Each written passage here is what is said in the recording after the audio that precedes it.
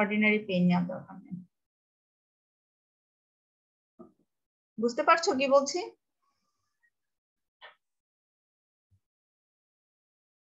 জি ma'am. তুমি একটু relaxly করো, এটা এমন কোনো কঠিন কোনো কিছু না, রিল্যাক্সলি করো। 14 তারিখ পর্যন্ত সময় নাও। যদি দেখা যায় যে 9 তারিখে আমরা কথা বলবো, যদি দেখা যায় যে অনেকেরই কমপ্লিট হয়ে গেছে, প্রেজেন্টেশন নিয়ে ফেলতে পারতেছি, তাহলে তো নিয়ে ফেললাম। যদি দেখি যে না একেবারে কারোরই সম্ভব হচ্ছে না বা কিছু, তখন আমরা আরেকটা হয়তো এক্সট্রা ক্লাস নিব শুধু প্রেজেন্টেশনের জন্য। যারা প্রেজেন্টেশন দিবে তারা ক্লাসটা করবে অপশনাল। এভাবে করে আমরা শেষ করে দিব আর কি। আর যদি তাও না হয় তো যারা ভিডিও প্রেজেন্টেশন দিতে চাও দিবা। তবে আমার কাছে কেন যেন মনে হয় যে ভিডিও প্রেজেন্টেশনের চাইতে লাইভ প্রেজেন্টেশনটা ভালো।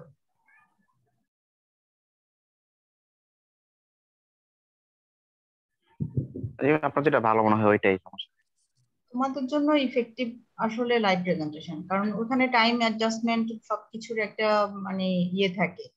আর ভিডিও করাটা তো মনে করো যে রিল্যাক্স মোডে তুমি ভিডিও করলা, কয়েকবার এডিট করলা, দিলা। জি ম্যাম।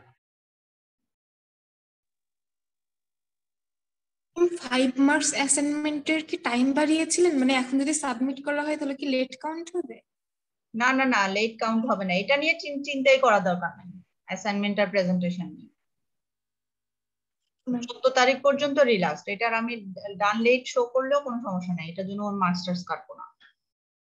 আমি যেটা বলতেছি সেটাই রাইট, তাই না? ওখানে যা ইচ্ছা দেখা। Got it? G ma'am. So assignment presentation নিয়ে এত মানে খুব একটা বড় ধরনের পেন নেওয়ার দরকার নেই। আচ্ছা, ক্যাপাসিটি প্ল্যানিং আমরা মোটামুটি শেষ করেছি, কিন্তু একটা পার্ট আমরা দেখাই নাই, সেটা আমরা আজকে ডিসকাস করে দেব। ওকে, এই স্লাইডটা তোমাদেরকে দিয়েছি, এখান থেকে ম্যাথসটা করবা। মোটামুটি প্রশ্ন তো দেয়া আছে যে ক্যাপাসিটি প্ল্যানিং থেকে কি প্রশ্ন করবা। তারপর আমি দেখি যে কোশ্চেন গুলো যদি একটা সেট করে দিতে পারি চ্যাপ্টার ওয়াইজ, সেটা করে দিব পরীক্ষার আগে আগে।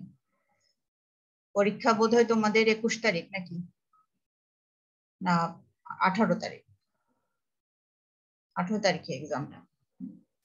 So capacity planning, this is the limit, upper limit or ceiling on the load. কত পর্যন্ত অর্গানাইজেশন ইউনিট প্রডিউস করবে বা সার্ভিস প্রোভাইড করবে, এই জিনিসটাকে বলা হয় capacity. An operating units can handle, that an operating units can handle, এই ডেফিনিশনটা একটু বুঝে বুঝে মুখস্থ করবা। Capacity is the upper limit or ceiling on the load that an operating units can handle. So the basic questions in capacity handling are: what kind of capacity is needed, how much is needed, and when is it needed. কোন সময় তারা হয়তো একটা মেশিনের জায়গায় দুইটা machine বাড়াতে হবে, একজন এমপ্লয়ির জায়গায় দুইজন এমপ্লয়ি করতে হবে, কোন ধরনের ক্যাপাসিটি, একটা বিল্ডিং এর জায়গায় দুইটা বিল্ডিং হায়ার এস্টাবলিশ করতে হবে, প্রেমিসেস বাড়াবে, কি ধরনের capacity, what kind of capacity is needed. তাদেরকে ম্যান পাওয়ার বাড়াতে হবে না মেশিন ফিজিক্যাল অ্যাসেট বাড়াতে হবে, কি ধরনের ক্যাপাসিটি বাড়াতে হবে, এটা নিয়ে তাদেরকে ডিসিশনে যেতে হবে। হাউ মাচ ইজ নিডেড, কি পরিমাণে তাদের করতে হবে। And there are some calculations. অনেক সময় ম্যাথমেটিক্যাল টুল ইউজ করে যে দুইটা মেশিনের মাধ্যমে এতটুকু অপারেট করা যাচ্ছে, এখন আমাদের ডিমান্ড হচ্ছে মনে করো 10,000 ইউনিট, আর দুইটা মেশিনে হয়তো 8,000 ইউনিট প্রডিউস করতে পারছে। এখন তারা আরেকটা মেশিন তারা যদি করে নেয় তাহলে তাদের হয়তো ক্যাপাসিটি এক্সপান্ড হবে, তারা ডিমান্ড অনুযায়ী 10,000 তারা ফুলফিল করতে পারবে। এরকম জিনিসগুলো নিয়ে তারা ডিসিশন নেয় ক্যাপাসিটি প্ল্যানিং এর। And there are some importance of capacity decision impacts ability to meet future demand. The future demand are barbe, so you must expand your capacity. Affects operating cost, major determinants of initial cost. So if you have the capacity planning, proper capacity planning, you can design your demand and supply conditions. Okay, so it affects the competitiveness. That means you can provide the materials, you can provide your output as a demand requirements. So it will enhance your competitiveness in the market and affects ease of management. Managemenটের জন্য এটা সহজ। এই terms গুলো নিয়ে আমরা গত ক্লাসে কথা বলিনি। Design capacity, effective capacity, actual output. Design capacity means maximum obtainable output. How much they want to design what's the maximum obtainable output, that means optimum capacity. Just right now they may have the 3 machines, 4 people, and so by the raw materials, so by these resources, accumulation of these resources, what would be the maximum output? This is the design capacity. তাদের যে পরিমাণ লোকজন আছে, যে পরিমাণ machine আছে, capacity আছে, সেটা দিয়ে তারা কত পরিমাণ আউটপুট তারা প্রডিউস করতে পারবে। যেমন তাদের 3 জন এমপ্লয়ি আছে, who can process the 600 insurance policy, তাদের 3 জন এমপ্লয়ি 600 পলিসি ডেভেলপ করতে পারে, 600 জন ক্লায়েন্টকে সার্ভ করতে পারে এক মাসে। এটা হচ্ছে তাদের ডিজাইন ক্যাপাসিটি, যে maximum 600 policies may be processed by the 3 workers. Okay, got it? Design capacity বলতে আমরা যেটা বুঝি। Effective capacity, this is the maximum capacity subject to planned and expected variations such as maintenance, coffee break and scheduling conflict. অনেক সময় দেখা যায় যে scheduling conflict হয়, কফি ব্রেক থাকে, বিভিন্ন মেইনটেনেন্স থাকে। For example they have 3 trucks, 3টা ট্রাক আছে, 3টা ট্রাকের মধ্যে 3টা ট্রাকই যে অ্যাভেলেবল হবে এরকম না। Sometimes there is a need to have some repairing, maintenance. So sudden contingency situations may arise. Scheduling conflicts, there are 5 workers, they may have some scheduling conflict, so they design the effective capacity. Expected variations, these are the expected variations. ধরেই নেয় যে একটা coffee break থাকবে, সুতরাং maximum design capacity যেটা হবে, maximum অবটেনেবল output, তার থেকে এফেক্টিভ ক্যাপাসিটিটা হয়তো একটু কম হবে, তারা এটাকে ধরে নেয় যে একটু কম হবে। দেন অ্যাকচুয়াল আউটপুট, দিন শেষে আসলে কত পরিমাণ আউটপুট তারা পাচ্ছে। There are some unexpected variations and demand. For example, absenteeism, হঠাৎ করে একজন এমপ্লয়ি অসুস্থ হয়ে গেল, এটা তো তাদের প্ল্যানিং এর মধ্যে থাকে না, থাকে? একজন কখন অসুস্থ হবে এমপ্লয়ি, রোডে একটা অ্যাক্সিডেন্ট ঘটে গেল, তাদের ট্রাক হয়তো নষ্ট হয়ে গেল, 2 দিনের জায়গায় হয়তো 3 দিন 4 দিন লেগে গেল মেইনটেনেন্সে। সো মেশিন ব্রেকডাউন, হঠাৎ করে একটা মেশিন ভেঙে গেল, এগুলো হচ্ছে খুবই আনএক্সপেক্টেড ভেরিয়েশনস, এবং এটার মাধ্যমে আসে actual output. So rate of output actually achieved.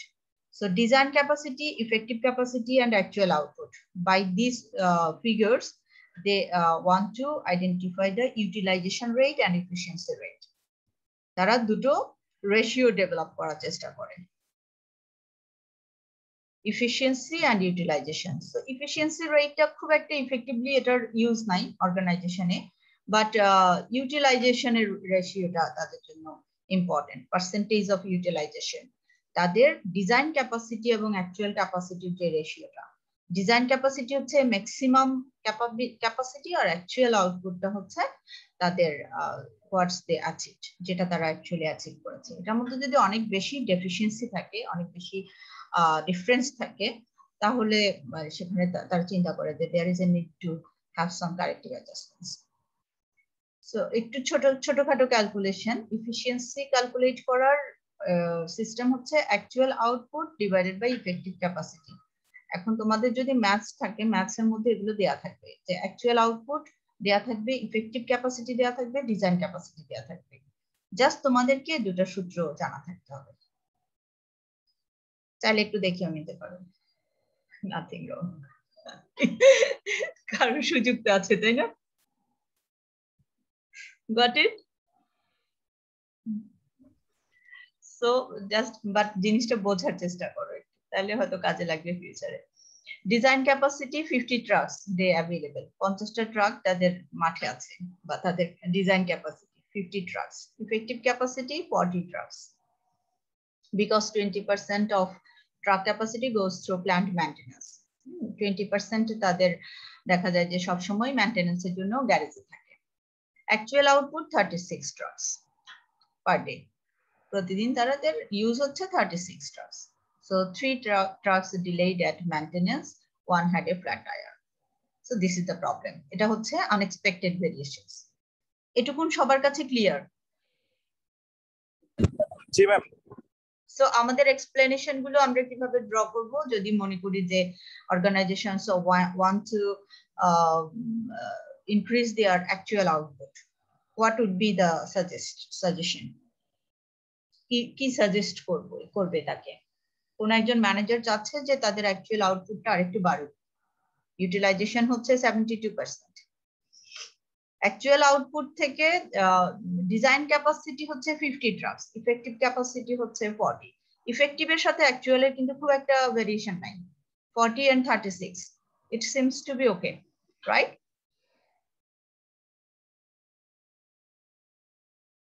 Okay,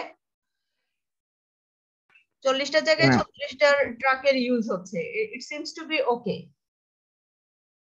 আমাদের যেখানে চিন্তা হচ্ছে, মনে করো যে 40টা আউটপুট আমরা বের করবো, সেখানে আমাদের 36টা আউটপুট হচ্ছে, বের হচ্ছে, এরকম জিনিস।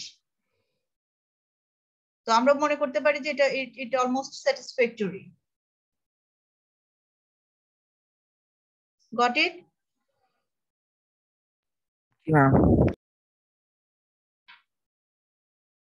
আমাদের ইফেক্টিভ ক্যাপাসিটির সাথে অ্যাকচুয়াল ক্যাপাসিটির ডিফারেন্সটা কিন্তু খুব বেশি না। There are some unexpected variations. 3 trucks delayed and 1 had a flat tire. So the difference is only 4. 40টা আমাদের ইফেক্টিভ ক্যাপাসিটি আর অ্যাকচুয়াল আউটপুট হচ্ছে 36। কিন্তু ডিফারেন্সটা কোথায় সবচাইতে বেশি? ডিজাইন ক্যাপাসিটি এবং অ্যাকচুয়াল আউটপুটের মধ্যে। আমাদের ডিজাইন করা আছে 50, তাহলে এটা অনেকটা মিনিংলেস না ডিজাইনটা?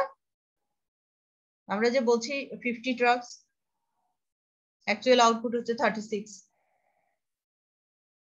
জি ম্যাম, অনেক ডিফারেন্স। অনেক ডিফারেন্স না? জি ম্যাম, আমাদের 46 হলে একটা কিছু বলা যেত।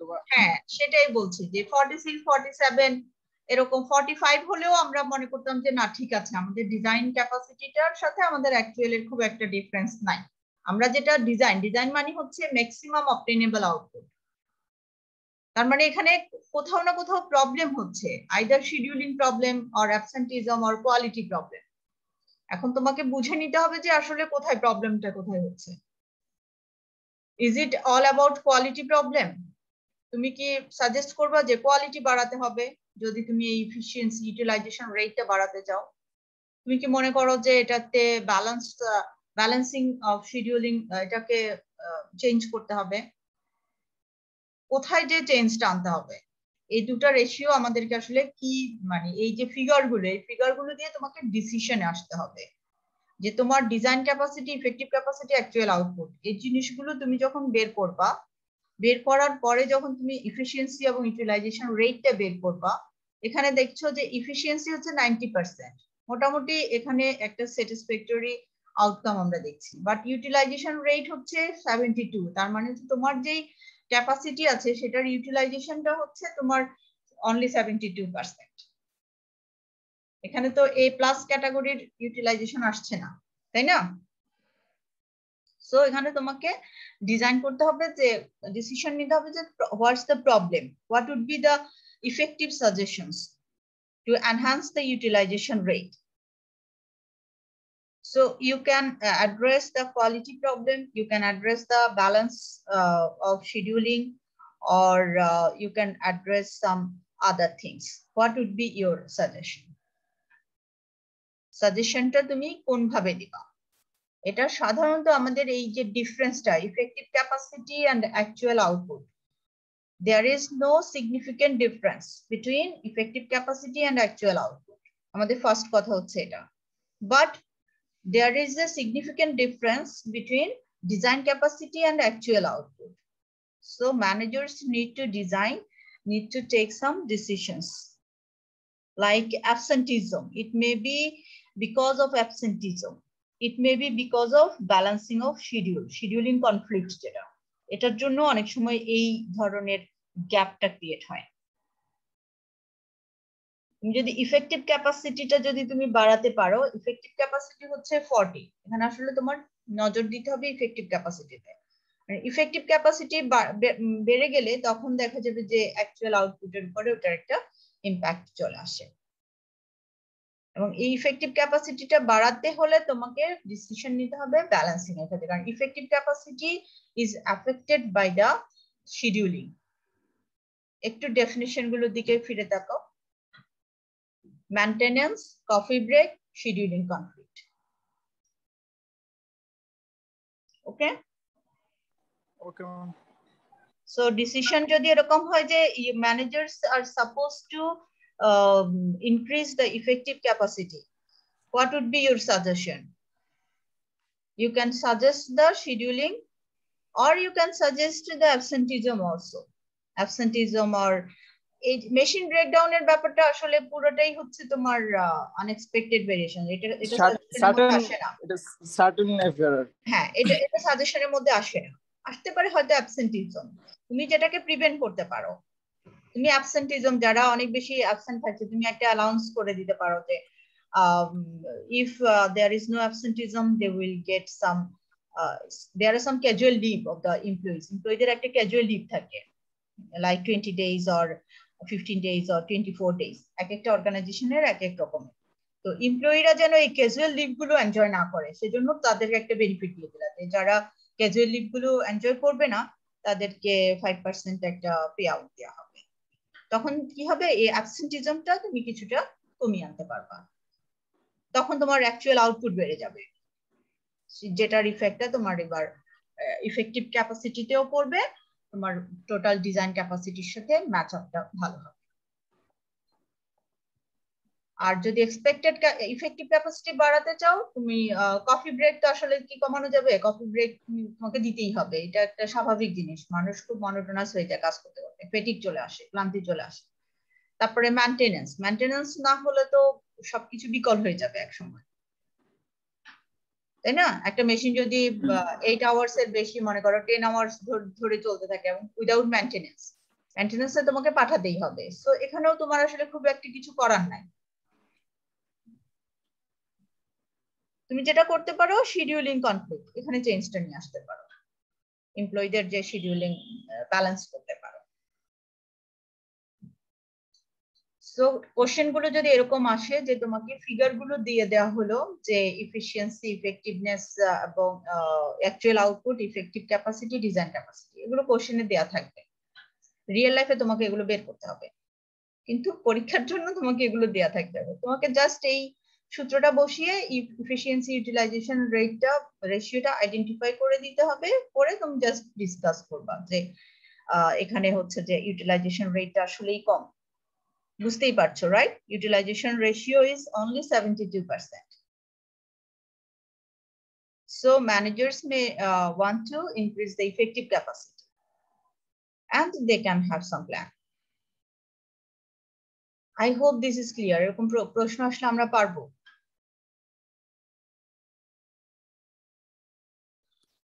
জি ma'am. There are some determinants that are পড়ার তেমন একটা দরকার নাই। আচ্ছা, আমরা আরেকটা জিনিস একটু দেখি। অনেকগুলো টার্মস আছে, যেমন ক্যাপাসিটি কুশন একটা টার্মস আছে। এর আগে যে স্লাইডটা থেকে পড়িয়েছিলাম সেখান থেকে একটু পড়বা যে what is capacity cushion. Capacity cushion is the reserve. আমরা অনেক সময় রিজার্ভ রেখে দিই যে আমাদের ডিমান্ড যদি হঠাৎ করে বেড়ে যায়, আমরা যেন সেই ক্যাপাসিটি থেকে, সেই কুশন থেকে যেন টেনে ডিমান্ডটা ফুলফিল করতে পারি। মনে করো সব সময় ডিমান্ড হচ্ছে, রেগুলার ডিমান্ড হচ্ছে 10 ইউনিটস, প্রতিদিন আমাদের গড়ে 10 ইউনিটস করে বিক্রি হয়। তো আমরা 10 ইউনিটস এর জায়গায় হয়তো 15 ইউনিটস রাখি, 5 ইউনিট হয়তো আমরা এক্সট্রা রাখি। হঠাৎ করে যদি ডিমান্ড কোনো একদিন যদি কাস্টমার এসে 15টা চায়, তাহলে যেন আমরা দিতে পারি। এটার নাম হচ্ছে capacity cushion. It's the reserve of the capacity which can be pursued for matching the future demand, for facing the future demand. ওকে, ডেফিনিশনটা সুন্দর করে লেখা আছে, ক্যাপাসিটি কুশন শব্দটা।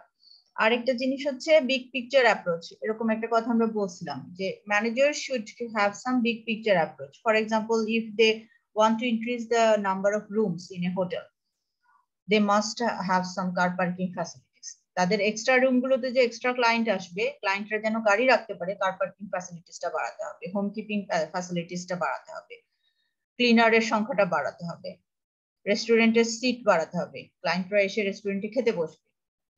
So this is the all about the big picture approach. If you want to increase the class size, like rather than 50 students, you want to accommodate 80 students. Then there is a need to increase the sound systems, better sound systems, so that each student can hear your teacher's lecture. Okay, then lighting system, sound system should be enough for accommodating 80 students rather than 50. তুমি চাচ্ছ যে একটা class সাইজে 50 জায়গায় 80 student বসাবা, তাহলে সব দিকে তোমার ক্যাপাসিটি বাড়াতে হবে না? জি ম্যাম।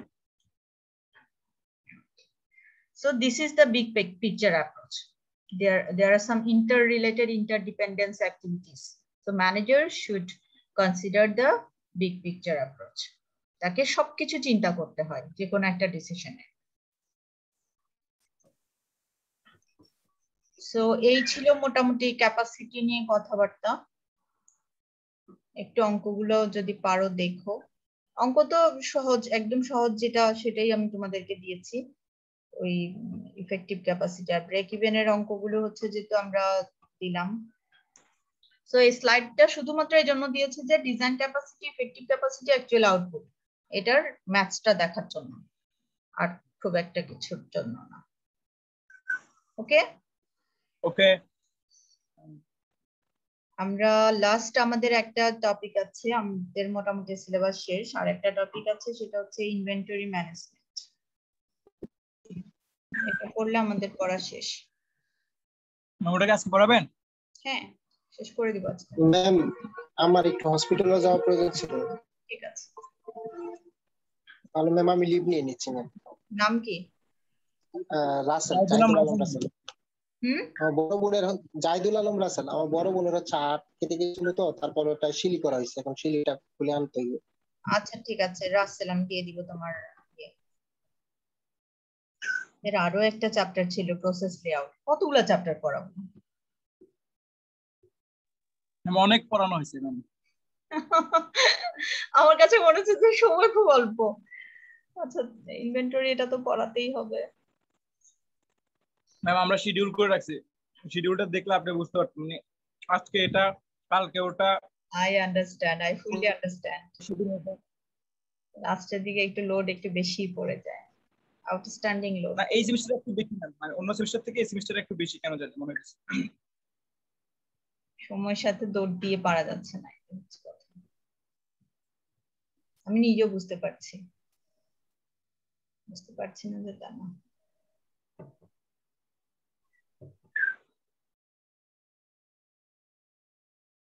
আমরা সিলেবাস যতটা পারছি কনসাইজ করেই পড়াচ্ছি, কিন্তু কিছু জিনিস আছে যে একেবারে না পড়ালেই নয়, এরকম। একটা কোর্সের জন্য মিনিমাম কোশ্চেন করার জন্য মিনিমাম লেভেলের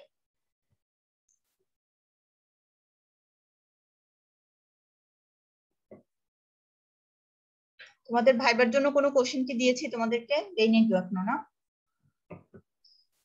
না ম্যাম, একটা ডেমো কোশ্চেন বা একটা ডেমো কোশ্চেন দিয়ে দিব, ইমিডিয়েটলি দিয়ে দিব। ওই কোশ্চেন গুলাই পড়বা ভালো করে, পড়লে ওই গুগল ক্লাসরুমের এক্সামও মোটামুটি কভার হবে। আবার ভাইবাতে ওইখান থেকেই প্রশ্ন করব, সো খুব টেনশন করার কিছু নাই।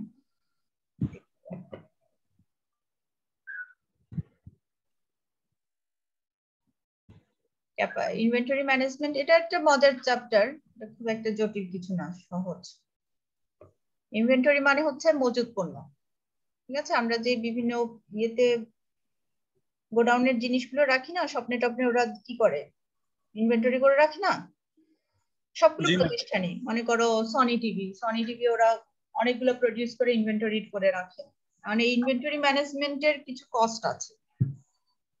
মনে করো যে একটা কম্পিউটার, ডেল কম্পিউটার মনে করো, তারা আরেকজনের কাছ থেকে হয়তো কিবোর্ডটা কিনছে, তো কিবোর্ড তারা অর্ডার করে, তাই না? সাপ্লায়ারের কাছে হয়তো তারা অর্ডার প্লেস করে যে আমার 1200 বা 12,000 কিবোর্ড লাগবে। এখন একসাথে এক বছরে যদি তাদের 12,000 কিবোর্ডের দরকার হয়, এখন এই 12,000 কি একবারে তারা অর্ডার করবে, নাকি 3 বারে অর্ডার করবে, না 4 বারে অর্ডার করবে? প্রতিদিন হয়তো তাদের 200 করে লাগে। এখন প্রতিদিন তারা অর্ডার করবে না, তাই না?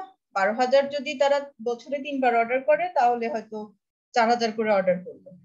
3 4 12 বছর যদি 4 বার অর্ডার করে তাহলে এখন এই অর্ডার প্রত্যেকবার অর্ডার করার সময় কিছু অর্ডারিং কস্ট থাকে, পেপার রেডি করার, এটাকে বলে অর্ডারিং কস্ট। আর এই যে প্রতিদিন তাদের 200 করে লাগছে, কিন্তু তারা হয়তো 4000 অর্ডার করে, এখন প্রতিদিন তো লাগছে 200 করে, বাকিটা তাদেরকে ইনভেন্টরি করে রাখতে হচ্ছে। এখন এই ইনভেন্টরি করে রাখতে যে একটা ক্যারিং কস্ট আছে। সো ইনভেন্টরি ম্যানেজমেন্টের দুটো কস্ট আছে, যেটা আমরা আরো অনেক রকমের কস্ট থাকে, তো মেজর দুটো কস্ট কম্পোনেন্ট নিয়ে আমরা কথা বলবো। একটা হচ্ছে অর্ডারিং কস্ট আর একটা হচ্ছে ক্যারিং কস্ট।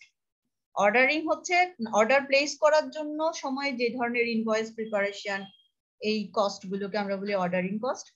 আর ক্যারিং কস্ট হচ্ছে ইনভেন্টরি করে রাখার পরে অর্ডারটা যখন আসে তখন গোডাউনে এগুলো ক্যারি করতে হয়, এটার জন্য একজন সিকিউরিটি গার্ড লাগে, মেনটেন করতে হয়, এক্সপেন্সিভ আইটেম গুলোকে মুছে টুছে রাখতে হয়, শেলফ রেডি করতে হয় একটা, এটাকে বলা হয় ক্যারিং কস্ট। ওই সমস্ত যেই কস্ট, এই অর্ডারিং কস্ট ক্যারিং কস্ট মিলিয়ে হচ্ছে inventory management cost, total cost. এটা নিয়ে একটু অঙ্ক আছে, সেটা একদমই সহজ, কনসেপ্টটা মোটামুটি বুঝলে হলো। Inventory management, it is the planning and controlling of inventories in order to meet the competitive priorities of the organization. Simple definition.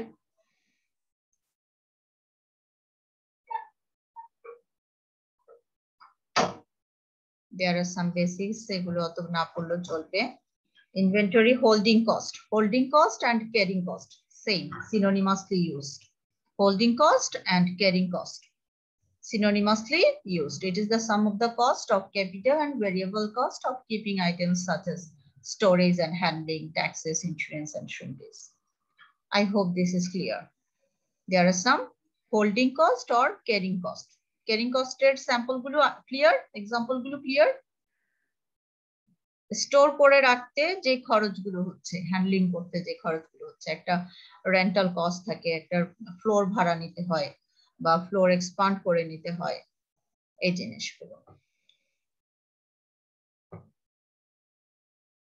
and ordering cost, আরেকটা কস্ট আমরা চিন্তা করি, সেটা হচ্ছে ordering cost, the cost of preparing a purchase order for a supplier. সাপ্লায়ারের কাছে যখন আমরা order place করি যে আমাদের এত ইউনিট দরকার, এই কোয়ালিটির দরকার, এই অর্ডারিং কস্টেরই আরেকটা নাম আসলে সেটআপ কস্ট, আলাদা করে কিছু না। অনেক সময় এটার সেটআপ কস্ট আর অর্ডারিং কস্ট আমরা একভাবে চিন্তা করব।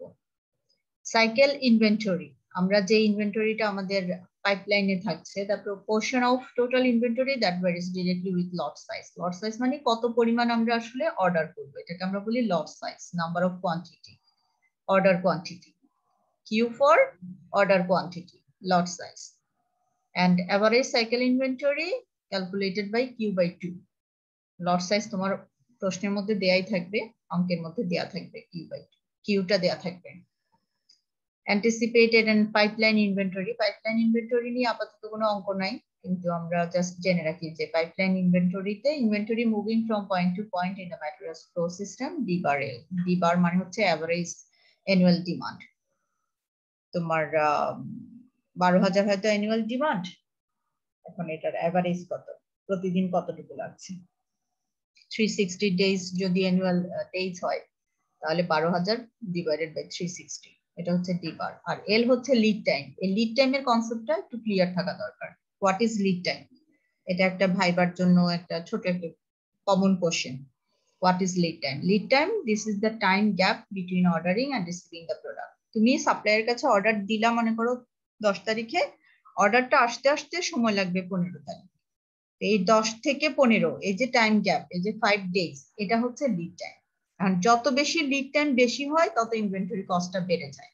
তার মানে তোমার এই 5 দিন, যেহেতু একটা অর্ডার দেওয়ার পরে 5 দিন সময় লাগবে গোডাউনে পৌঁছাতে ওই অর্ডারের প্রোডাক্ট গুলো, তোমার এই 5 দিনের র মেটেরিয়াল সবসময় ইনভেন্টরি করে রাখতে হবে extra, so that you can have your smooth production system, operation systems. You can enjoy your smooth production systems. You must have the capacity for 5 days. So 5 days inventory should be 5 days items should be inventoried. 5 দিনের item গুলো, র material গুলো তোমাকে inventory করে রাখতে হবে। if lead time is 5 days, যে একটা অর্ডার দেওয়ার পরে সাপ্লায়ারকে 5 দিন লাগবে, আর যদি 10 দিন লাগে তাহলে 10 দিনের ইনভেন্টরি তোমাকে সবসময় রাখতে হবে ইনভেন্টরি করে। এতে করে কি হয়, ক্যারিং কস্টটা বেড়ে যায়, হোল্ডিং কস্টটা বেড়ে যায়। কথাবার্তা কি বোঝা যায়? জি ম্যাম, বুঝা যায় তো। কনসেপ্ট গুলো একটু বুঝলেই হলো। দেখো একটা অঙ্ক, a plant makes monthly shipments of electric drill to a wholesaler in average lot size 280 drills. Average lot size মানে হচ্ছে তারা প্রত্যেক সময় 280টা ড্রিলের জন্য অর্ডার করে। The wholesaler average demand is 70 drills a week. Lead time is 3 weeks. Lead time হচ্ছে 3 সপ্তাহ। Lead time এর কনসেপ্ট এখন নিশ্চয়ই clear. The wholesaler must pay for the inventory from the moment the plant makes a shipment. If the wholesaler is willing to increase its purchase quantity to 350 units, the plant will guarantee a lead time of 2 weeks. What is the effect on cycle and pipeline inventory? On cycle inventory and pipeline inventory বের করার সূত্রটা তোমাদের জানা আছে, তাই না? Q/2 এটা হচ্ছে cycle inventory, Q/2 হচ্ছে average cycle inventory 140 drills. Q হচ্ছে lot size, Q refers to lot size, কি পরিমাণ একবারে তুমি কি পরিমাণ অর্ডার করছো সেটা হচ্ছে রিপ্রেজেন্টেড বাই Q. Q মানে Q শব্দটার অর্থ এখানে কিভাবে রিপ্রেজেন্টেড হচ্ছে, লট সাইজ, কি পরিমাণ সাপ্লায়ারের কাছে তুমি অর্ডার দিচ্ছ এক একবারে। পাইপলাইন ইনভেন্টরি বের করার সূত্র হচ্ছে D/L, D/L, L হচ্ছে 3, লিড টাইম 3 উইকস। প্রশ্নের মধ্যে দেয়া থাকবে যদি প্রশ্ন আসে পরীক্ষায়, সবকিছু দেয়া থাকবে, জাস্ট তোমাকে সূত্রটা বসিয়ে ক্যালকুলেশনটা দেখো। D/, average inventory 70 drills a week, average demand হচ্ছে 70 drills. D/, D হচ্ছে রিপ্রেজেন্ট করে অ্যানুয়াল ডিমান্ড, D/, হচ্ছে এভারেজ অ্যানুয়াল ডিমান্ড, গড়ে কতটুকু দরকার। সো এখানে বলে দিয়েছে সরাসরি, D/, অনেক সময় বের করে নিতে হয়, আর এখানে সরাসরি বলে দিয়েছে average demand is 70 drills a week আর 3 week lead time is 3 weeks. So D/L, D/ কে ছোট হাতের D দিয়েও রিপ্রেজেন্ট করে, এজন্য এভাবে দেখছো। So pipeline inventory and average cycle inventory এই হচ্ছে তোমার total. Under a new proposal the average lot size becomes 350, তারা বলছে 280 এর জায়গায় যদি 350 হয় তাহলে কি হবে, and lead time of 2 weeks, এবং লিড টাইম যদি 2 উইকস হয়, বলছে যে যদি 280 এর জায়গায় যদি আপনি 350 অর্ডার করেন আপনারে আমি 2 সপ্তাহের মধ্যে পাঠিয়ে দেব। এরকম কিছু প্রপোজাল থাকে অনেক সময় সাপ্লায়ারের সাথে। So average demand remains at 70 drills a week, average demand হচ্ছে 70 drills এ থাকবে, তখন কি হবে,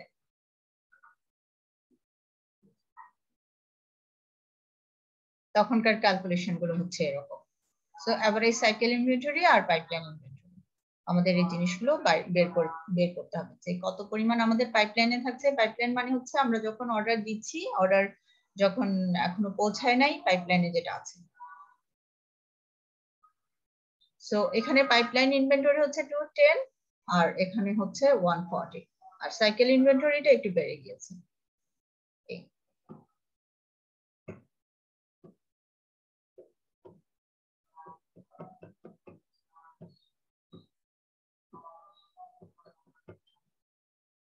আরেকটা জিনিস আমরা বের করি যে আমরা কত পরিমাণে অপটিমাম অর্ডার করব, কত পরিমাণ অর্ডার করলে আমাদের হোল্ডিং কস্ট এবং অর্ডারিং কস্ট কম হবে। এটা হচ্ছে আরেকটা নিয়ম, আরেকটা মেথড, আরেকটা অঙ্ক। তোমরা শুধু এই দুইটা অঙ্ক একটু দেখবা, দুইটা সূত্র। এটা হচ্ছে তোমার EOQ, economic order quantity, EOQ, economic order quantity. EOQ represents the minimum holding and ordering cost. এমন একটা পরিমাণ অর্ডার করব যেখানে আমার ক্যারিং কস্টও কম হবে, অর্ডারিং কস্টও কম হবে। There are some significant decisions in terms of ordering the product. আমি কত পরিমাণ অর্ডার করলে আমার অর্ডারিং কস্ট কত হবে এবং ক্যারিং কস্ট কত হবে। আমি যদি 12,000 ইউনিট আমার দরকার, আমি যদি 12,000 ইউনিট একবারে অর্ডার দিয়ে দেই, আমার অর্ডারিং কস্ট কম, কিন্তু আমার ক্যারিং কস্ট অনেক বেড়ে যাবে, কারণ আমার প্রতিদিন 200 ইউনিট করে লাগছে আর 12,000 আমি নিয়ে বসে আছি। বুঝতে পারছো কনসেপ্টটা? অর্ডারিং কস্ট কম হবে কিন্তু ক্যারিং কস্ট বেড়ে যাবে যদি আমি নাম্বার অফ অর্ডার কমাতে চাই। আবার আমি যদি নাম্বার অফ অর্ডার বাড়াতে চাই ক্যারিং কস্ট কমানোর জন্য, মনে করো আমার প্রতিদিন 200 করে লাগছে, আমি 200 করে করে অর্ডার করছি, সেক্ষেত্রে আমার অর্ডারিং কস্ট বেড়ে যাবে, ক্যারিং কস্ট কম হবে। সো অর্গানাইজেশন কি করার চেষ্টা করে? ব্যালেন্স করার চেষ্টা করে। সো এমন একটা কোয়ান্টিটি তারা ডিটারমিন করে যেটাতে ক্যারিং কস্ট এবং অর্ডারিং কস্ট দুটো খুব মিনিমাল হবে। ওই পরিমাণ কোয়ান্টিটিটাকে আমরা বলি ইওকিউ, ইকোনমিক অর্ডার কোয়ান্টিটি। সবচেয়ে কম খরচ হবে, যেখানে যত পরিমাণ কোয়ান্টিটি অফার করলে, অর্ডার করলে সবচেয়ে কম খরচ হবে। Economic order quantity refers to the quantity level which minimizes ordering and holding cost. Ordering or holding cost. Ordering cost কে আমরা অনেক সময় setup cost বলি, holding cost কে অনেক সময় carrying cost বলি। So ordering এবং carrying cost. Okay, clear? Definition clear? What is EOQ? EOQ এর কিছু assumptions আছে, like only there are two cost components considered. EOQ এর এই যে ফর্মুলা, এই ফর্মুলার কিছুটা কন্ডিশন আছে, কন্ডিশনাল ফর্মুলা। এখানে শুধুমাত্র দুই ধরনের কস্ট কনসিডার করা হয়, একটা হচ্ছে অর্ডারিং কস্ট আর একটা হচ্ছে ক্যারিং কস্ট। কিন্তু অন্যান্য কস্ট গুলোকে ইগনোর করা হয়, আরো অনেক ধরনের কস্ট থাকে অর্গানাইজেশন, কিন্তু সেগুলোকে মাইনর হিসেবে কাউন্ট করা হয়, সেগুলো এখানে কাউন্টিং এ আসে না। এবং এখানে একটা কোম্পানি যদি দুই ধরনের আইটেমের জন্য অর্ডার দেয় একজন সাপ্লায়ারের কাছে, সেক্ষেত্রে যে এক ধরনের ডিসকাউন্ট পায় বা কিছু, এই ধরনের কোনো কনসিডারেশন এখানে আসে না। Only one product is considered. যে একটা সময় তুমি একজন সাপ্লায়ারের কাছে 5টা আইটেমের জন্য অর্ডার করছো, সেটার কনসেপ্টটা এই ইওকিউ মডেল কভার করে না। তোমাকে প্রত্যেকটা আইটেমের জন্য, ইন্ডিভিজুয়াল আইটেমের জন্য ইন্ডিভিজুয়াল ইওকিউ বের করে নিতে হবে। 5টা আইটেমের জন্য একসাথে একটা ইওকিউ এভাবে বের করা হয় না, এই মডেল এটাকে সাপোর্ট করে না। সো এটা হচ্ছে 2DS divided by H. S represented by ordering cost, H represented by holding cost. So 2DS divided by H root over. This is the EOQ, economic order quantity, by which organizations can get the minimal ordering cost and carrying cost. Trial and error approach. এটার উপরে কোনো maths নাই, এটার জন্য আমরা পড়াতেও যাচ্ছি না। এটা একটা মজার, মানে প্রত্যেকটা যে নাম্বার অফ অর্ডার বাড়ালে কি পরিমাণ টোটাল কস্ট হবে। ট্রায়াল এন্ড এরর, অর্ডার যদি একবার দেই, যদি 800 অ্যানুয়াল ডিমান্ড যদি 800 হয়, একবার অর্ডার দিলে আমার কি পরিমাণ অর্ডারিং কস্ট, ক্যারিং কস্ট হচ্ছে। দুইবার অর্ডার দিলে নাম্বার অফ অর্ডার যদি 2 হয় তাহলে কি রকম হবে। Number of units per order হচ্ছে 800 ডিভাইডেড বাই 2। যদি কখনো তোমাদের প্রয়োজন মনে করো ট্রায়াল এন্ড এরর অ্যাপ্রোচ, এটাও খুব সিগনিফিক্যান্টলি ইউজ হয় অর্গানাইজেশন গুলোতে। আমরা যেহেতু শুধু ইওকিউ এবং টোটাল ইনভেন্টরি কস্ট কিভাবে বের করে সেটা নিয়ে কথা বলবো। এবিসি অ্যানালিসিস আছে একটা, এটা হচ্ছে জাস্ট ইনভেন্টরি গুলো কিভাবে সাজানো হয়, যে ABC based on the uses rate, dollar uses, এক একটা প্রোডাক্ট কিনতে কি পরিমাণ ডলার খরচ হচ্ছে, এটার উপরে বেস করে we can categorise our inventory, যে A category, B category, C category, based on the percentage of dollar usages, যে এই প্রোডাক্টটা কিনতে আমাদের কত পরিমাণ খরচ হয়েছে। মনে করো যে 3টা আইটেম আছে, ফর এক্সাম্পল 3টা আইটেমের মধ্যে কোনগুলো হচ্ছে, কোনটা এ ক্যাটাগরির, কোনটা বি, কোনটা সি। এই ক্যাটাগরি গুলোকে আমরা খুব শেলফে খুব সুরক্ষিত ভাবে রাখি তালা তালা দিয়ে, যেহেতু এগুলো খুব কস্ট কম্পোনেন্ট আইটেম। বি ক্যাটাগরিটা মোটামুটি আমরা একটু সেফে রাখার চেষ্টা করি, আর সি ক্যাটাগরি আমরা যেমন ফলাই রাখি। মনে করো যে একটা গার্মেন্টস ইন্ডাস্ট্রির বাটন আছে, তারপরে নিডল আছে, এগুলো আমরা যে ফেলে রাখি, সি ক্যাটাগরির আইটেম প্রচুর পরিমাণে, বাট ডলার ভ্যালু খুব কম।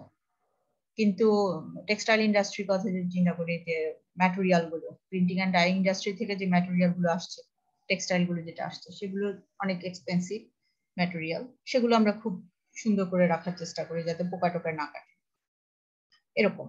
এটা হচ্ছে এবিসি অ্যানালিসিস। ইকোনমিক অর্ডার কোয়ান্টিটির উপরে তোমাদের একটা ম্যাথস থাকবে পরীক্ষায়, and there are some assumptions. ডেফিনিশনটা দেখো, it is the lot size that minimizes total annual inventory holding and ordering cost. তোমাদের ম্যাথসটা থাকবে মেইনলি যে calculation of EOQ, optimum quantity, optimum purchase quantity, এরকম একটা শব্দ। ঠিক আছে, এটার মানেই হচ্ছে EOQ আইডেন্টিফাই করতে হবে, সূত্রটা দিয়ে আইডেন্টিফাই মানে ক্যালকুলেট করতে হবে। There are some assumptions of EOQ. The demand is constant and known with certainty. There are no constraints on lot size. The only relevant costs are holding cost and ordering cost. These are the assumptions of EOQ. EOQ model develop করার সময় এই জিনিসগুলো assume করে নেয়।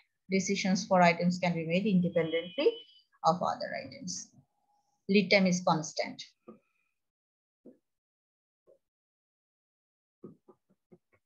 এগুলোর দরকার নাই আপাতত। সাইকেল ইনভেন্টরি কস্ট, তোমাদের দুটো জিনিস, একটা হচ্ছে EOQ কিভাবে বের করতে হয়, EOQ সূত্রটা, আর total cost, annual total cost অথবা অ্যানুয়াল সাইকেল ইনভেন্টরি কস্ট কিভাবে বের করতে হয়।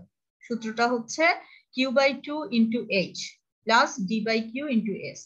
এই Q মানে হচ্ছে লট সাইজ, EOQ তে যে কিউটা বের হবে, যে পরিমাণটা বের হবে সেটাই এখানে আসবে। আর D হচ্ছে অ্যানুয়াল ডিমান্ড, তো দেয়াই থাকবে। S মানে অর্ডারিং কস্ট, H মানে হোল্ডিং কস্ট।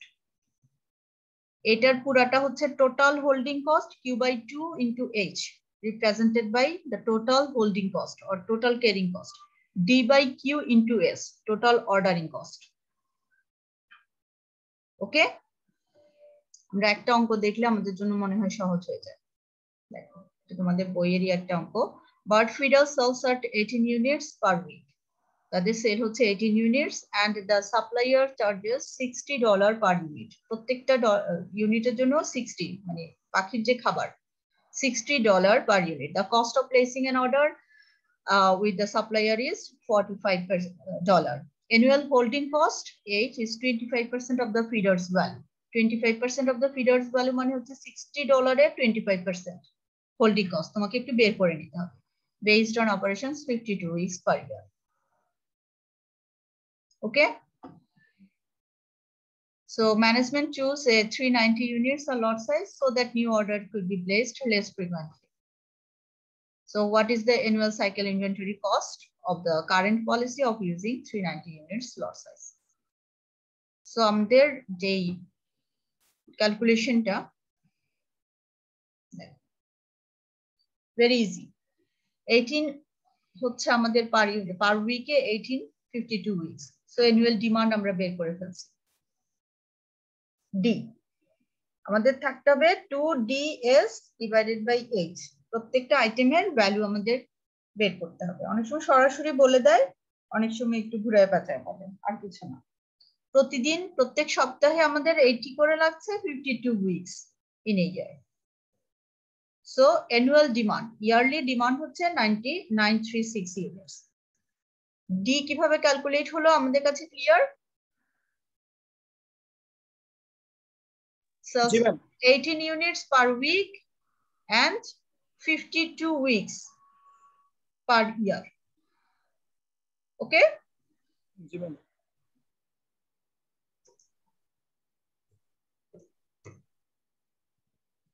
আর H-টা বলেছে কি 25% of feeders value, 60 করে তারা প্রত্যেক ইউনিটের দাম হচ্ছে, feeders value হচ্ছে $60 আর 25% হচ্ছে হোল্ডিং কস্ট। 60 এর 25%, তার মানে $15 হচ্ছে হোল্ডিং কস্ট। আর অর্ডারিং কস্ট ওরা বলেই দিয়েছে, অর্ডারিং কস্ট হচ্ছে 45। সো আমরা এখন অ্যানুয়াল সাইকেল ইনভেন্টরি কস্টটা খুব সহজে বের করে ফেলি। Annual cycle inventory cost represented by C, capital C দিয়ে আমরা এটা ডিনোট করি। তুমি চাইলে অ্যানুয়াল সাইকেল ইনভেন্টরি কস্ট পুরোটা লিখতে পারো, অসুবিধা নেই। C এর পরিবর্তে এখানে অ্যানুয়াল সাইকেল ইনভেন্টরি কস্ট বলতে পারো। তোমার কাছে জানতে চাওয়া হবে অপটিমাম পারচেজ কোয়ান্টিটি EOQ এবং সাইকেল ইনভেন্টরি কস্ট, এই দুটো দিয়ে একটা ম্যাথস আছে পরীক্ষায়। তোমার ম্যাথসের মধ্যে EOQ-টার সূত্রটা ইউজ করবা 2DS divided by H root over, আর টোটাল সাইকেল ইনভেন্টরি কস্ট বা অ্যানুয়াল সাইকেল ইনভেন্টরি কস্টের সূত্রটা হচ্ছে Q/2 × H। তোমার EOQ তে যে কিউটা বের হবে সেটা ইউজ করবা based on your calculation. EOQ তোমাকে বের করে নিতে হবে। এখানে তো ওরা বলে দিয়েছে লট সাইজ হচ্ছে 390, সহজে পেয়ে গেলাম। কিন্তু পরীক্ষাতে তোমার ইওকিউটা বের করে নিতে হবে 2ds divided by h root over, এটা দিয়ে তোমাকে কিউটা বের করে নিতে হবে। বের করে তারপরে সাইকেল ইনভেন্টরি কস্টটা তোমাকে দেখাতে হবে যে টোটাল তোমার ইনভেন্টরি কস্ট কোথায়। সবচেয়ে মজার ব্যাপার হচ্ছে তুমি দেখবা যে সাইকেল ইনভেন্টরি কস্ট বের করার সময় হোল্ডিং কস্ট এবং ক্যারিং কস্ট দুটোই সমান সমান থাকে সাধারণত যখন তোমার ইওকিউ থাকবে, বুঝছো? তখন তুমি বুঝতে পারবা যে তোমার অঙ্কটা ইওকিউটা বের হয়েছে ঠিক মতো বের হয়েছে।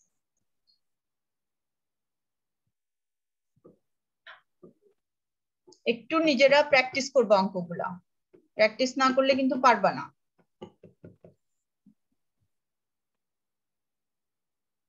বুঝতে পারছো? প্র্যাকটিস না করলে পারবা না, প্র্যাকটিস করবা, এভাবে অঙ্কটা করবা, করে ফাইল আপলোড করবা। যে ইওকিউর এই যে সূত্র, আমার মনে হয় না যে এটা খুব জটিল কোনো সূত্র, 2ds divided by h into root over, খুবই সহজ একটা সূত্র। তোমাকে সবকিছু বলে দেওয়া হবে, অথবা তোমাকে একটু চিন্তা করে বের করতে হবে যে annual demand, ordering cost, holding cost. Okay okay. তো ইওকিউ বের করার পরে এই যে এই ইউনিটসটা 75 তুমি রাউন্ড করে নিবা, 75 ইউনিটস হচ্ছে তোমার EOQ, that means this is your optimum quantity, optimum purchase quantity. তোমাকে বলতে পারে যে কোশ্চেনে হয়তো এরকম থাকবে যে what is the optimum purchase quantity, তার মানেই হচ্ছে কত পরিমাণ কোয়ান্টিটি তুমি অর্ডার করলে তোমার অ্যানুয়াল অর্ডারিং কস্ট এবং হোল্ডিং কস্ট দুটো মিনিমাম হবে, কম হবে। এটাকে বলা হয় অপটিমাম পারচেজ কোয়ান্টিটি অথবা বলা হয় ইকোনমিক অর্ডার কোয়ান্টিটি। ঠিক আছে? সো ইওকিউ বের করলে ইওকিউ দিয়ে তখন তুমি টোটাল অ্যানুয়াল ইনভেন্টরি কস্টটা বের করবা।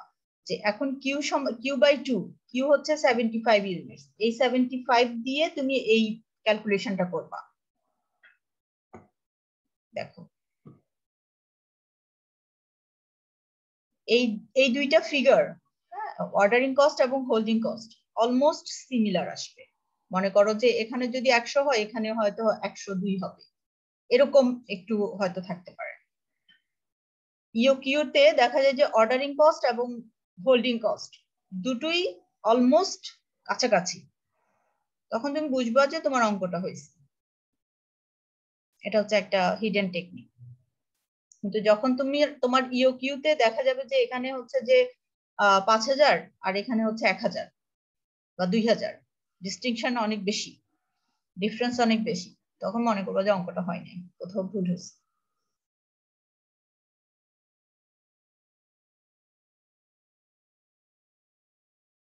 তো ইনভেন্টরি কেন রাখা দরকার?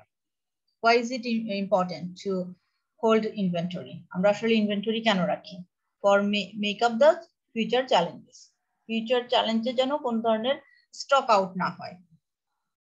To face the challenges of crisis যাতে ফেস না করতে হয়, স্টক আউট প্রবলেমে যেন না পড়তে হয়, সেজন্য আমরা ইনভেন্টরি করে রাখি। কিছু প্রোডাক্ট আমরা এক্সট্রা রেখে দেই, তাই না? So that we can have our smooth operation system. So এটা একটা ভাইবাতে একটা কমন প্রশ্ন যে why do you think that you should have some inventory? But if you don't have the inventory, there are some opportunities also. If you want to apply the small lead time, or if you want to apply the JIT system, inventory system এর মধ্যে আরেকটা জিনিস আছে যে just in time technique. Inventory management এর এটা একটা নতুন একটা concept, lean manufacturing system or just in time technique, JIT system, সংক্ষেপে আমরা বলি JIT system, just in time technique। তার মানে যখন দরকার হবে তখন আমি অর্ডার দিব। এটা কখন পসিবল হয়? যখন আমার কারখানাটা সাপ্লায়ারদের কারখানার পাশাপাশি হয়। If we reallocate, আমরা অনেক সময় রিলোকেট করি to get the advantage of the JIT system. এটাও একটা strategic decision and operations manager must deal with this decision. They want to follow the JIT system to reduce the inventory cost management. Inventory cost. JIT system means just in time technique. So sometimes managers want to relocate their facilities just near the warehouse of the suppliers, near the suppliers warehouse. Suppliers manufacturing plant, যেখান থেকে আমরা র মেটেরিয়ালটা যে সাপ্লায়ারের কাছ থেকে পাই সেই সাপ্লায়ারের যেখানে godown আছে সেই জায়গাটা যে আমরা আমাদের কারখানাটা এস্টাবলিশ করতে পারি। Then we can follow the JIT system just in time. যে দরকার হলো আমার আজকের জন্য যতটুকু দরকার আমি ততটুকু সকালবেলা অর্ডার দিলাম, সকালে আমার কাছে চলে আসলো, সারাদিন ওটা দিয়ে কাজ করলাম, পরের দিন আবার অর্ডার দিলাম, এরকম। এটা একটা মজার ব্যাপার। Organizations try to follow this. Sometimes it facilitates huge inventory cost তাদের কমে আসে। So less inventory বা ইনভেন্টরি কম রাখার যে যুক্তি, যে গোডাউনে বেশি রাখার দরকার নাই, অল্প রাখবো আমরা, এটারও অনেকগুলো যুক্তি আছে। Actually there are lots of systems, অনেকগুলো সিস্টেমই আছে।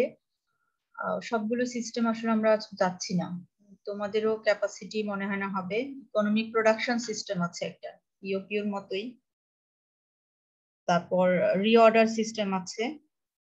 অ্যাকচুয়ালি আমরা কি কি জিনিস, what are the types of inventory, কি কি জিনিস আমরা ইনভেন্টরি করি? We can inventory our raw materials, we can inventory our finished items, we can inventory our work in process. So there are so many types of inventory, অনেক রকমের inventory হতে পারে। র মেটেরিয়াল ইনভেন্টরি করে রাখতে পারি, কিছু জিনিস আমাদের প্রোডাকশন শেষ ফিনিশড আইটেম সেগুলো আমরা অনেক সময় ইনভেন্টরি করে রাখি। সো অনেক ধরনেরই ইনভেন্টরি আছে।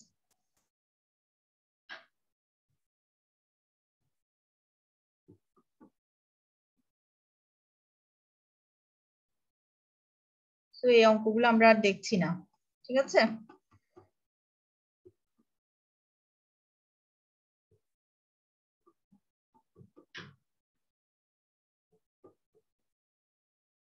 সো ইনভেন্টরি থেকে আমরা কি কি প্রশ্ন করব? What is inventory management, what is ordering cost, what is holding cost, what is lead time, and what is EOQ, what are the assumptions of EOQ, why do inventory management is the necessity, why do managers want to have the less inventory, এই কয়টা প্রশ্ন একটু পড়বা।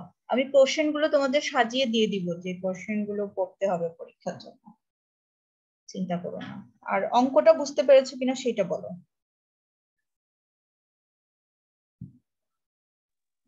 জি ma'am বুঝে গেছি। অঙ্কটাও মানে just এই নিয়মেরই একটা নিয়মই ভালো করে করবা, অন্য নিয়মগুলো দেখার দরকার নাই। ইওকিউ কিভাবে বের করে, ইওকিউ কিভাবে বের করে এটা দেখবা, আর টোটাল সাইকেল ইনভেন্টরি কিভাবে বের করে।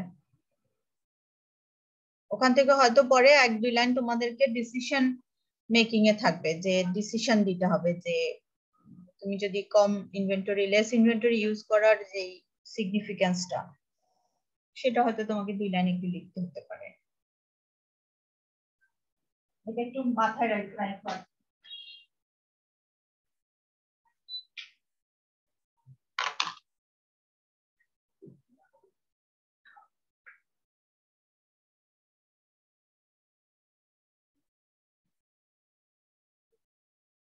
সো এই সূত্রটা শুধু মাথায় রাখবা, ইওকিউ।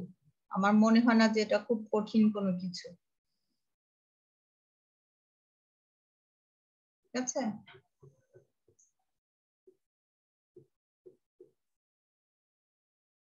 আর এটা Q/2 × H, D/Q × S, একটু প্র্যাকটিস করবা। বইতে দেখবা যে এরকম সিমিলার অনেকগুলো অঙ্ক দেয়া আছে, একটু প্র্যাকটিস করে নেবা। প্র্যাকটিস করলে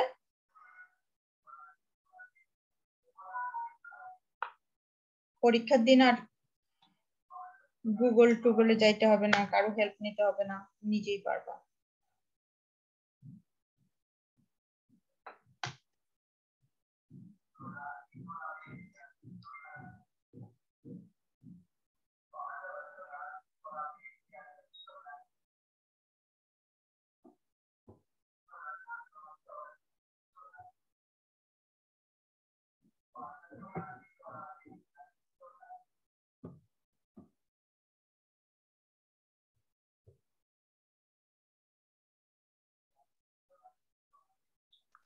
সো কারো কোনো প্রশ্ন আছে?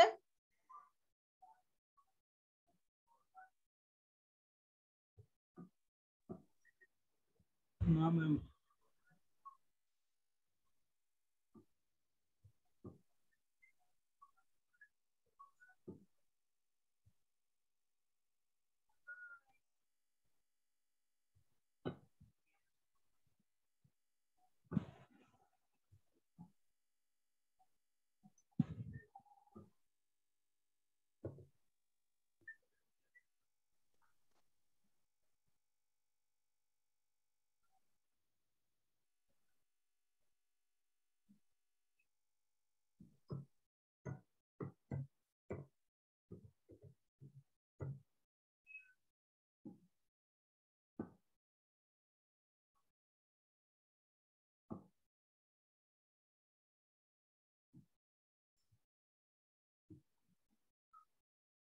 একটু বইটই দেখবা, না হয় কিন্তু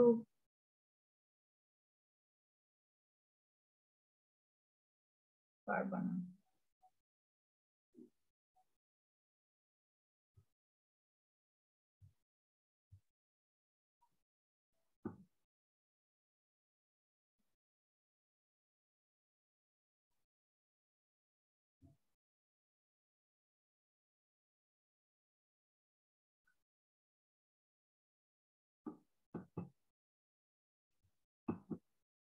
এটা হচ্ছে তোমাদের স্টিভেন্স এর বই। দেখো টাইপস অফ ইনভেন্টরি, এগুলো তো ইম্পর্টেন্ট কিছু না, এমনি বোঝা যায়। Raw materials, purchase parts, work in process, finished goods, কথাগুলো আমরা বুঝি, তাই না?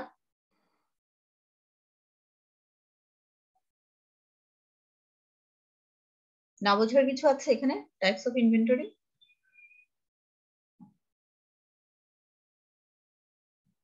Hello? G ma'am. Types of inventory, আমাদের র মেটেরিয়াল থাকে, আমরা র মেটেরিয়াল কিনি, purchased parts, partially completed goods, work in প্রসেসে কিছু আইটেম থাকে, সেগুলো একটুখানি ফিনিশড করে আর হয়তো ফার্দার আরো ফিনিশিং দরকার, সেগুলো আমরা ইনভেন্টরি করে রাখি। তারপরে ফিনিশড আইটেমস, হ্যাঁ ফিনিশড আইটেমস গুলো আমরা ইনভেন্টরি করে রাখি।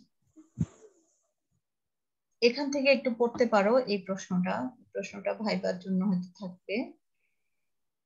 Functions of inventory এভাবে তো আর থাকবে না যে what's the significance of having some inventory to meet the anticipated demand, ফিউচারের যে ডিমান্ড গুলো সেটা মিট করার জন্য একটা দুটো মনে রাখলেই হবে। To protect against stock out, তোমার জন্য স্টক আউট না হয়, কাস্টমার আসলো কিন্তু তুমি দিতে পারলা না, ওকে। তারপর হচ্ছে to take advantage of order cycles, তোমার অর্ডারিং কস্টটা কমানোর জন্য, যে হঠাৎ করে প্রাইস ইনক্রিজ হবে, তুমি আগে একটু কিনে রাখলাম। To help hedge against price increases, এটা তো আমাদের দেশের মানুষের মতো আর কেউ বোঝে না, তাই না? দাম বেড়ে যাবে বলে আমরা সবসময় স্টক করি না, জি এটা আমরা খুব ভালো পারি। যেভাবে হ্যান্ড স্যানিটাইজার স্টক আউট হয়ে গেছিল, এক একজন যে কি পরিমাণ কিনছে মার্কসের সেম অবস্থা। মাস্ক আর হ্যান্ড স্যানিটাইজার, মানে আমার মনে হয় যে শুধু আমি ছাড়া বোধ হয় সবাই কিনছে। আমি হচ্ছে যে সবচেয়ে কম কিনছি হ্যান্ড স্যানিটাইজার পুরো 2 বছরের করোনার মধ্যে আমি হ্যান্ড স্যানিটাইজার একটা কিনছি বোধহয়। আমারটা এখনো শেষ হয় নাই ম্যাম, ফুল রয়েছে। ম্যাম শুধু একটা দিয়ে হচ্ছে চালাই দিলেন? একটা দিয়ে জ্বালা, একটারই তো দরকার হয়নি আসলে। আল্লাহ, কি পরিমাণ আমি যে অবাক হয়ে গেছি যে এক একজন মনে হচ্ছে হোলসেলে কিনতেছে। ম্যাম প্রথম যখন হচ্ছে মানে লকডাউন দিবে এরকম সিদ্ধান্ত নিবে তখন ছোট্ট একটা বোতল কিনছিলাম 100 টাকা দিয়ে, এখন এগুলা 20 টাকা করে বেচে। সেটাই আর কি।